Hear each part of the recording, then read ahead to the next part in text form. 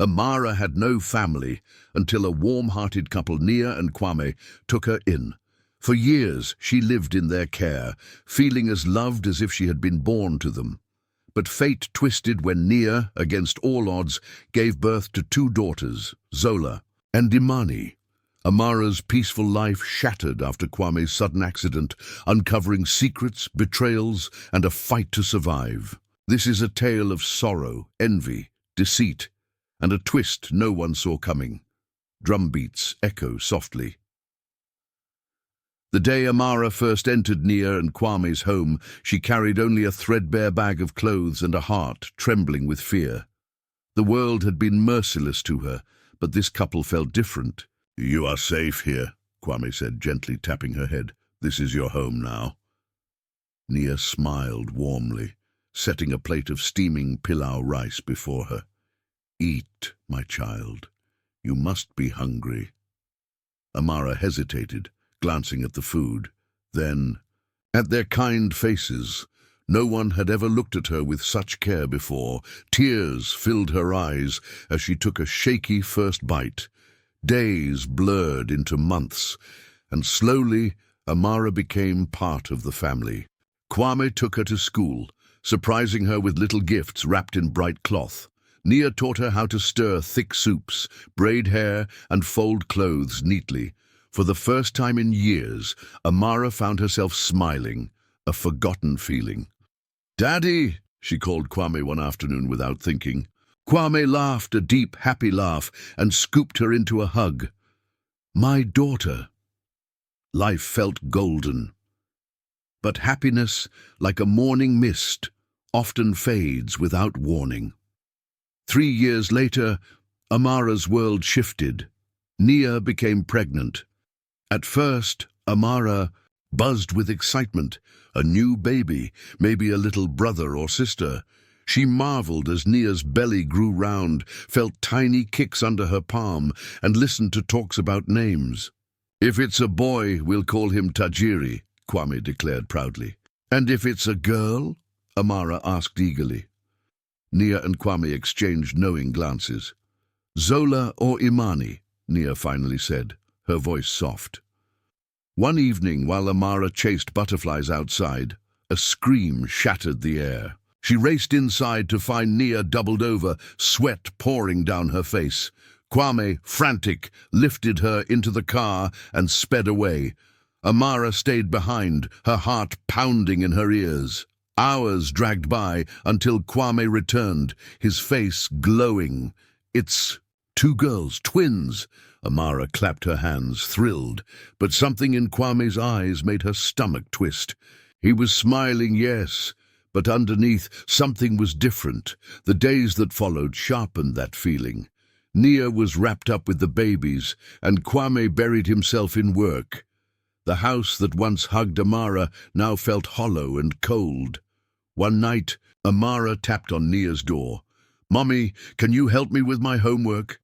Nia, cradling Zola while bouncing Imani gently, sighed heavily. "Not now, Amara. Go read by yourself." Amara blinked, stung. Nia had never turned her away before. Then came the first real crack. One afternoon, Kwame came home with colorful shopping bags. Amara's heart soared. Maybe something was for her too, but as the gifts spilled out, tiny dresses, rattles and toys, they were all for Zola and Imani, not one for her. Swallowing hard, she asked, "Daddy, did you bring me anything?" Kwame froze, then gently patted her head. "Next time, my dear, next time." Amara forced a smile, but deep inside, a voice whispered, "Your place here is changing." She tried to ignore it, until the morning came that shattered everything. Kwame kissed Nia goodbye, tousled Amara's hair playfully, and left for work, whistling. Amara watched him from the window, a soft smile lighting her face. But that afternoon, a harsh knock rattled. The door, startled, Nia answered it. 2 policemen stood solemnly. "Madam, there's been an accident. Your husband, he didn't survive." Nia let out a scream so raw it shook the very walls. Amara ran forward, her heart hammering. "Mommy? What happened? Where's Daddy?" Nia grabbed her shoulders, tears flooding her face. "He's gone! He's gone!" she wailed, sinking to the floor. Amara stood frozen, her tiny hands trembling.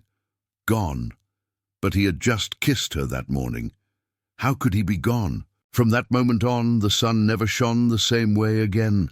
22 years later, after Kwame's death, Amara, Zola and Imani had all grown under one roof. But life never returned to what it once was. One evening, while rummaging through old trunks, Zola and Imani stumbled across a brittle document. Curious, they unfolded it, and there, printed clearly, was Amara's name. It was an adoption paper. Zola gasped, her hands trembling. "What is this?" Amina, who had been nearby, snatched it away. "She's not really our sister." She cried. Silence cracked through the house like a whip. At dinner, Zola slammed the paper onto the table. "Explain this, Mother." Nia's hands shook as she picked it up. Where did you find this? So it's true." Imani's voice was sharp. "She's not our blood." Nia sighed, heavy and old. "Amara was adopted before you two were born. Your father loved her. He loved her like his own." Amara sat frozen. She had always felt different, but hearing it confirmed felt like a spear to the heart. From that night, nothing stayed the same. Zola and Imani's smiles grew cold. Their voices sharpened like knives. "You're not one of us," Zola snapped one morning. "Stop pretending," Imani sneered. "No wonder Daddy liked you more. You were just a charity case." Amara tried to block it out, but even Nia, once so tender, became distant, her touches rare, her words clipped. One evening, Amara walked into the living room and caught Nia huddled with Zola and Imani, whispering. Nia looked up, tired and cold. "Amara," she said softly, maybe it's time you thought about moving out." Amara's chest tightened. "Move out? Mommy, why?" Nia glanced away. "You're grown now. You need to find your own path." The walls around Amara seemed to close in. The home that once wrapped her in love now spit her out like a stranger. She had no other place to go. Even the way Nia looked at her changed, sharp, impatient, almost angry. One evening, when Amara stood silently in the hallway, Nia snapped, "Why are you standing there like a statue?" Amara hesitated, holding out a cup of water. "Do I have to repeat myself?" Nia's sharp voice cut through the silence. Amara quickly handed the cup to her, avoiding her gaze. She didn't understand. Was she doing something wrong? Things only grew worse when Zola and Imani were around. Every morning, Amara woke up before the twins. She swept, mopped, washed their clothes and made their breakfast. Nia no longer helped, nor did the twins. "Make sure you scrub the floor properly," Nia reminded her one day. "I don't want to see a single stain." As Amara scrubbed, Zola walked, by casually kicking a cup of water onto the floor. "Oops," she said, laughing. "Clean that too." Imani clapped her hands. "Mommy says you must work hard if you want to stay in this house." Amara bit her lip, fighting back the tears, but she didn't answer. What was the point? Every time Amara thought things couldn't get worse, they did. One night, as she lay on a small mat in the corner of the room, Nia's voice echoed in her mind. "Maybe it's time you start thinking about moving out." Amara stared up at the ceiling, her heart heavy. Where would she go? Dinner time always felt like a painful reminder that she no longer belonged. Amara placed the food on the table, carefully arranging the plates. Nia sat at the head of the table, with Zola and Imani laughing and whispering among themselves. "Amara, bring the soup," Zola ordered, not even looking up at her. Amara quickly took some soup from the boiling pot, setting it gently on the table. As she turned to leave, Imani smirked, her voice dripping with mockery. "Why are you standing there? Serve us." Amara's hands trembled as she scooped the soup into their bowls. When she reached Zola's plate, Zola pulled it back. Did I say I wanted that much? Reduce it. Amara obeyed silently, trying to stay calm. As she moved to Imani, Imani clicked her tongue. Did you wash your hands? I don't want your dirty hands. Near my food, Zola burst into laughter. She should eat in the kitchen. She doesn't belong at this table. Amara swallowed hard, but Nia said nothing. She didn't even glance at Amara. The message was clear.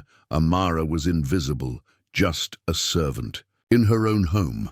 With her head down, Amara picked up her plate and walked to the kitchen. She sat on the cold, cracked floor, eating alone, while their laughter echoed through the dining room. The next morning, Nia called Amara into the sitting room. She handed Amara a few naira notes. Take this money. Go to the market, Nia said. Buy the things on this list and don't be careless. If you lose it, you won't eat for a week. Amara nodded, carefully hiding the money under a cloth. She had learned long ago not to argue. She stepped outside to fetch a bucket of water to rinse a dress Nia had asked her to wash. But when she returned to the spot where she had hidden the money, her heart sank. The money was gone. Her breath quickened as she checked the floor under the chair, behind the door. Nothing. Panic gripped her. She searched again, turning over every item she could find. Zola and Imani strolled in, their faces twisted with amusement. What are you looking for? Zola asked, her arms crossed. The money Mommy gave me, Amara stammered. Imani pretended to be surprised. Oh no, you lost it. You're in trouble now. Amara's voice wavered. Did you see it? It was right here. Zola raised an eyebrow. Why are you asking us? Did we touch your money? Maybe it disappeared into thin air. Imani chuckled. Or maybe you never had any money to begin with. Tears filled Amara's eyes. She knew something was wrong, but she had no proof. And Nia? She would never believe her. Where is my money? Nia's voice boomed through the house. Amara stood in front of her, her hands clasped together, desperate. Mommy, I don't know what happened. I left it right there. Before she could finish, Nia's slap was so fast, Amara barely saw it coming. Pain burned through her cheek. So you're calling me a fool? Nia's voice was cold. You lost my money, and now you want to lie. I'm not lying, I swear, Amara pleaded, her voice shaking. Zola and Imani stood in the corner, watching with cruel amusement. Nia turned to them. Did any of you see the money? No, Mommy, Zola said sweetly. Maybe Amara just misplaced it. Imani nodded. Or maybe she used it to buy something for herself. Nia's gaze turned back to Amara, her eyes full of fury. You will not eat for a week. Maybe hunger will teach you a lesson. Amara's stomach twisted in fear. She wanted to scream, to fight. Back to tell Nia to check Zola and Imani's things.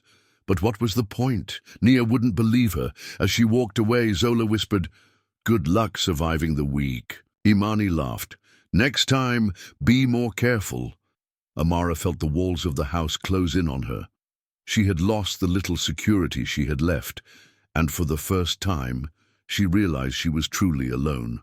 Amara had a strong feeling that Zola had taken the money, but she had no proof. She decided to confront Nia anyway. Mommy, I think Zola took the money, Amara said hesitantly. Nia's face twisted with anger. So now you're accusing your own sister. How dare you? But Mommy, Amara started. But before she could finish, Nia raised her hand again. Amara braced herself, her heart pounding. You're ungrateful. After all I've done for you, you dare open your mouth to insult my child. If you ever mention this again, you will regret it. Amara lowered her head, blinking back the tears. She had no one on her side. One evening, while fetching water, Amara met Kelvin. He was well-dressed, with a warm smile that made her heart flutter. Hi, he said. You look like you need a friend. Amara hesitated. No one had spoken to her kindly in so long. I'm Kelvin, he continued. And you are? Amara, she said softly. They talked for a while, and for the first time in ages, Amara felt heard. Could she really trust him? Meanwhile, Zola noticed Amara talking to Kelvin. Her eyes darkened with jealousy. Who did she think she was, talking to him? Zola hissed, her eyes narrowing with jealousy. Imani smiled, her voice dripping with malice. "Don't worry.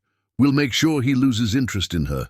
They began plotting, determined to drive Amobi away from Amara. Meanwhile, Nia watched Amobi closely. She had noticed how his eyes lit up whenever he saw Amara. A wealthy young man like him, wasting time on a nobody. Nia wouldn't allow it. One afternoon, as Amobi arrived to visit Amara, Nia intercepted him at the gate. "Amobi, my son," she said, forcing a smile. "I wanted to talk to you about something important." Amobi paused, sensing something was off. "Yes, ma'am, is something wrong?" Nia sighed dramatically, shaking her head as though burdened by deep sadness. "It's about Amara." Amobi frowned, puzzled. "I see you care about her, and as her mother, I feel I should be honest with you." Amobi raised an eyebrow. "Honest about what?" Nia leaned in slightly, her voice lowering. "She's engaged." Amobi's face hardened. "Engaged? To who?" "A young man named Austin," Nia said smoothly. "A hard-working security officer. They've been planning their wedding. I just didn't want you to waste your time." Amobi's jaw tightened. She never mentioned that. Nia sighed again, pretending to be sympathetic. "Maybe she didn't know how to tell you. I didn't want you to find out too late and be heartbroken. I hope you understand." Amobi forced a smile, his disappointment clear in his eyes. "I see. Thank you for telling me, Mom." As he turned to leave, Nia smiled inwardly. She had done what needed to be done. Inside the house, Amara waited for Amobi, but he never came. That evening, Nia called Amara into her room. Zola and Imani stood nearby, pretending to be uninterested, but their smiles gave them away. "Amara," Nia began, looking her up and down, "you are no longer a child." Amara's heart pounded in her chest. "Settle down." "Settle down? What do you mean?" Amara asked, confused. Nia's smile was cold. "I've arranged for you to meet a good man. Austin. He works as a security officer. He is responsible and ready to marry you." Amara's stomach twisted with dread. But I don't want to get married." Bianca laughed mockingly. "Who do you think you are? Do you think a rich man will come and marry you?" "Just accept what you get," Imani joined in, laughing. "Exactly. Or do you want to stay in this house forever, eating free food?" Amara turned to Nia, pleading. "Mommy, please, I don't love him. I don't even know him." Nia's smile vanished. "You will marry him. That is final. If you refuse, you can pack your things and leave my house tonight." Amara's hands trembled as she whispered, "Where will I go?" Nia shrugged, uncaring.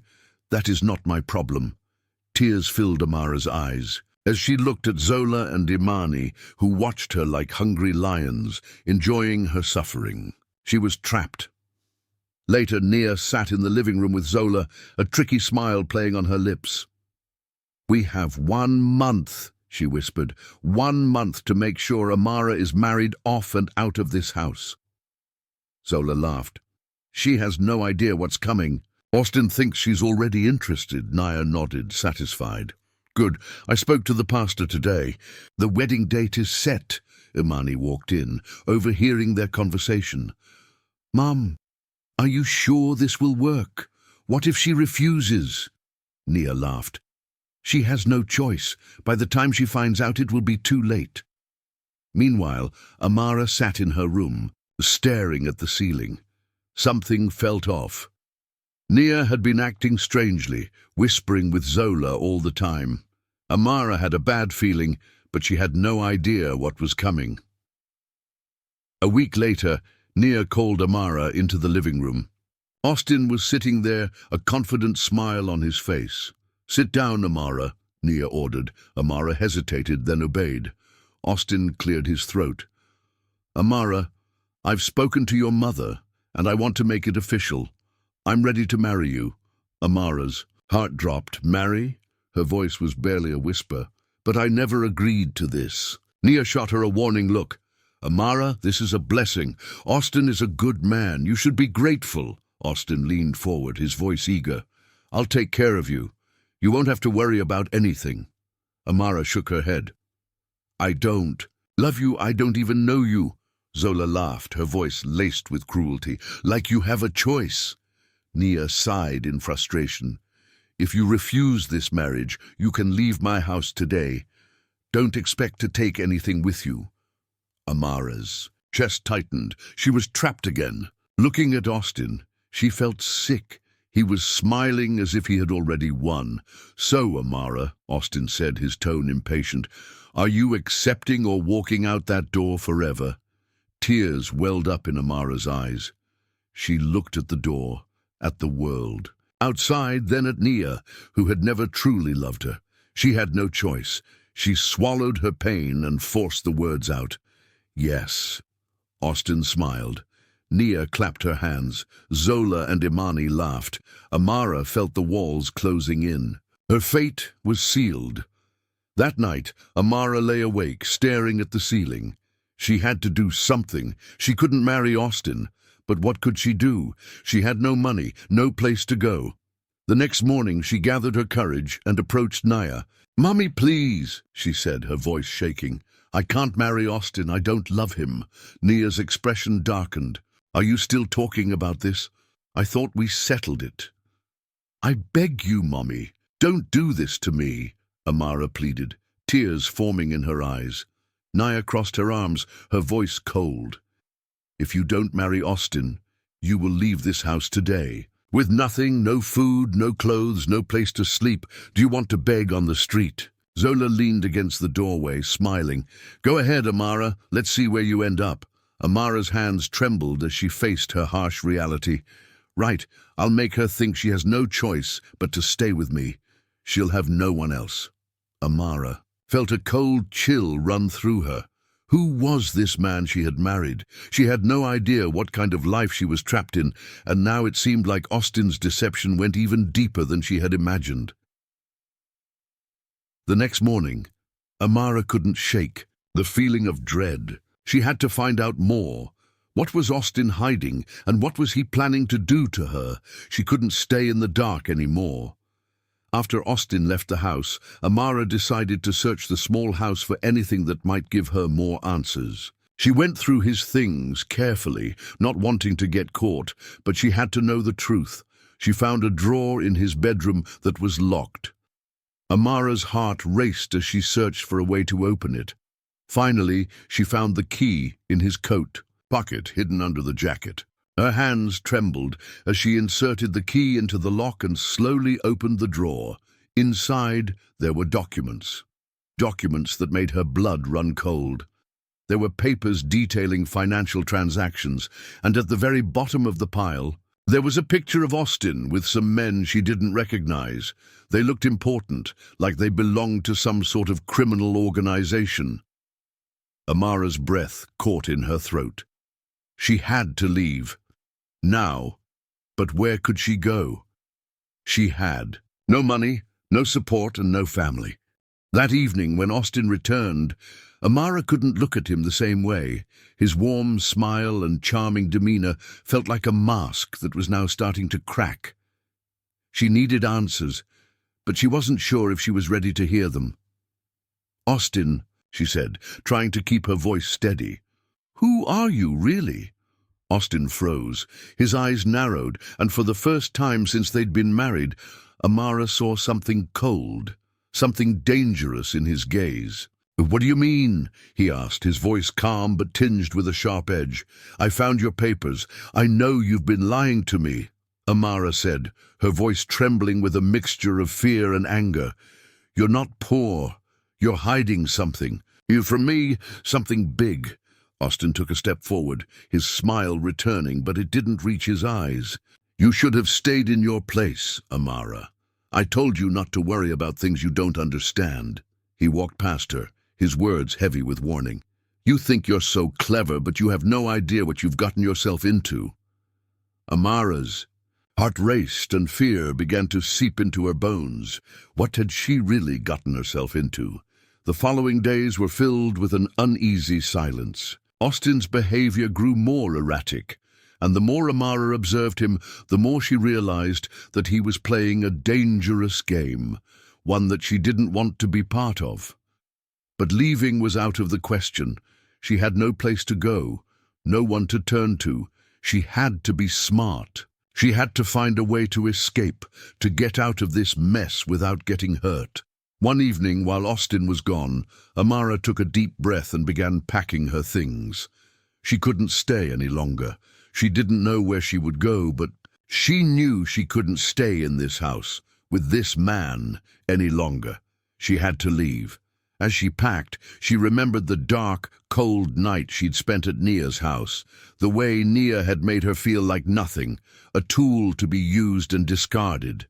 But now she saw that Austin wasn't any different. He was just another prison. Amara closed her suitcase with shaking hands, the weight of her decision pressing down on her chest. She didn't know where she was going or what she would do, but she had to try. She had to escape. With one last look around the broken-down house, Amara turned and left, stepping out into the unknown. Amara had spent the past few weeks trying to adjust to her new life with Austin. At first, she had believed that marrying him would be the answer to all her problems, but reality quickly shattered that illusion. Austin, pretending to be a poor security officer, had fooled her into marrying him, only to reveal later that he was, in fact, a wealthy businessman testing her loyalty. The whole marriage had been a game to him, and Amara felt trapped in a relationship that was built on lies. One day, while Amara was cleaning their modest home, a paper fell from Austin's jacket pocket. It was a bank statement showing an account balance that was beyond anything Amara had ever seen. She confronted Austin, and the truth came spilling out. He had never been poor. His entire persona was a facade to see if Amara would be loyal, and now he had her where he wanted her. One day, Austin took Amara back to Nia's house, the same house where Nia had kicked her out, the place where she had been treated like an outsider. Now, Amara was returning not as a beggar, but as a woman who had something to show for herself, something that Nia could never take from her. When they arrived, Nia, Zola, and Imani were stunned to see Amara standing there with Austin. Austin pulled out his phone and showed them a picture of the luxurious mansion he and Amara were moving into. "Amara is now richer than all of you combined," Austin said, his voice dripping with satisfaction. The silence in the room was deafening. Nia's face fell, and Zola's smug smile vanished. Imani stood frozen, unable to comprehend what was happening. Amara stepped forward, her gaze unwavering. "You threw me out like trash," she said, her voice steady but filled with quiet fury. "You made me feel worthless, but look at me now. I have everything I need, and I didn't need any of you to get it," Zola scoffed. "Just because you have money now, you think you're better than us?" Amara met her gaze without flinching. "No," she said simply, "but I know I'm free, and that's something you'll never be." Nia's mind raced. "Maybe we can fix this," she said, desperate to salvage some semblance of control. "We're still family. Don't forget where you came from." Austin casually pulled out a brown envelope from his pocket and tossed it on the table. 1 million naira, he said nonchalantly. "Consider it Amara's bride price." Nia's hands trembled as she reached for the envelope. She looked inside, her eyes widening at the sight of the money. "Please, Amara," Nia pleaded. "You can come home. We can be a family again." But Amara didn't need them anymore. She had found her strength and her freedom, and no amount of money or empty apologies could change that. "I already have a family," she said, turning away, "and it's not here." With that, Amara and Austin walked out, leaving Nia and her daughters to stew in their own regret. As they reached the car, Amara took one last look at Nia's house. She felt nothing, no anger, No longing, just a sense of freedom that she had never known before. Back inside, Nia, Zola, and Imani were left to face the reality of their actions. Zola and Imani turned on each other, realizing too late that their cruelty had cost them everything. "You ruined everything!" Zola shouted at Imani. "If you hadn't been so wicked to Amara, we wouldn't be in this mess." But it was too late. The money Austin had given them was all they had left, and they knew it wouldn't be enough to fix the mess they had created. The reality set in. They had lost Amara for good.